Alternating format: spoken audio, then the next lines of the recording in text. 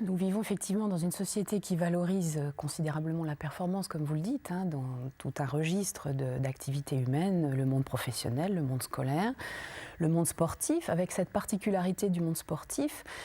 qu'il est un exemple privilégié de ce culte de la performance, parce que la performance est l'essence du sport et en particulier du sport de haut niveau, et parce que le scénario sportif, par nature, est suffisamment simple et schématique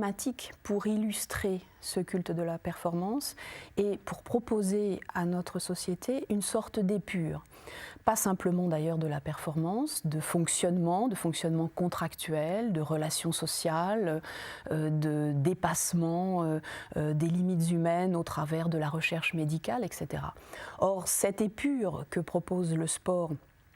et le sport de haut niveau en particulier, effectivement nous est familière et en même temps procède d'un avènement. Cet avènement est historique et philosophique. Il est lié à l'apparition de la modernité au XVIe, XVIIe, mais surtout au XVIIIe siècle, et il permet de confronter des valeurs qui sont celles d'un monde ancien,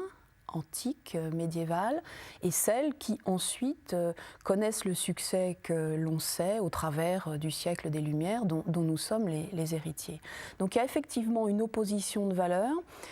qui permet de comprendre que dans l'Antiquité, probablement et même très certainement, nous ne pouvions pas penser le dépassement de soi, le culte de la performance ou plus généralement le progrès humain à l'infini de la manière dont nous le pensons aujourd'hui. Parce que les valeurs qui sont celles de l'Antiquité, à tout point de vue, c'est-à-dire scientifiques, philosophiques, sont différentes, radicalement différentes de celles de la modernité.